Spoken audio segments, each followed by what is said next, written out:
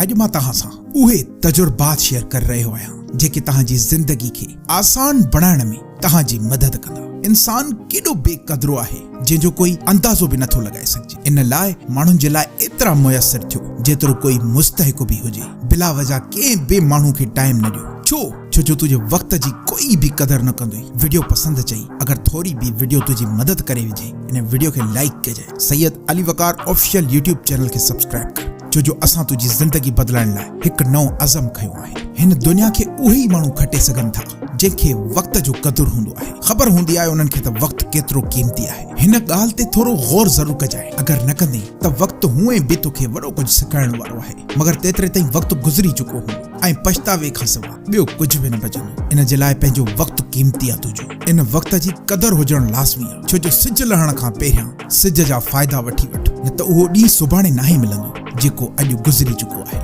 माण्हुनि खे पंहिंजी क़दुरु कराइण खां बहितर आहे तूं पंहिंजी क़दुरु पाण कर, पंहिंजो ख़्यालु पाण रख, पंहिंजी इज़त पाण कर। पाण सां इहो वाइदो कर त मां बि घणो कुझु आहियां। माण्हू तोखे बहितर थींदे कॾहिं बि न ॾिसी सघंदा। इन जे लाइ कामयाब थियण जे लाइ जुस्तजू कर। पाण खे अहिड़ो बणाए जो इहे माण्हू तोखे ॾिसण जी ख़्वाहिश करनि। जेतिरे ताईं पंहिंजी सुञाण पाण न ठाहींदे, यकीन कर तोखे ज़िंदगी तमामु ॾुखी लॻंदी। जेतिरो थी सघई पंहिंजी सुञाण पाण ठाहे। ज़िंदगी तमामु आसान आहे। ज़िंदगी तुंहिंजे पंहिंजे हथ में आहे। अगर इन खे आसान बणाइण जी कोशिश कंदे त इहा ज़िंदगी आसान थी वेंदी। अगर इन ज़िंदगी खे मुश्किल बणाइण जी कोशिश कंदे त इहा ज़िंदगी तुंहिंजे लाइ तमामु घणो अज़ियत जो सफ़र रहंदी। दोस्त ऐं मुंहिंजा भाउ, जेतिरो थी सघई पंहिंजी कामयाबी ते फोकस कर। माण्हू कॾहिं बि तुंहिंजी कामयाबी में ख़ुशि न हूंदा।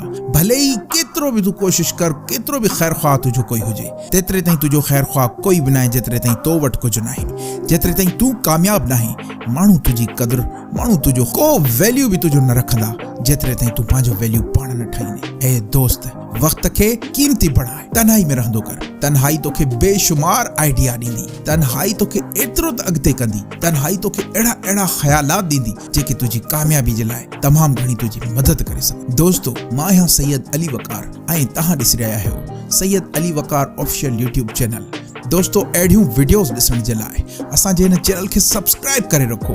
ही चैनल इंशाअल्लाह तव्हांजी ज़िंदगी ज़रूर मटाईंदो। मुंहिंजूं तमामु नेक तमन्नाऊं ऐं दुआऊं तव्हां सां गॾु आहिनि।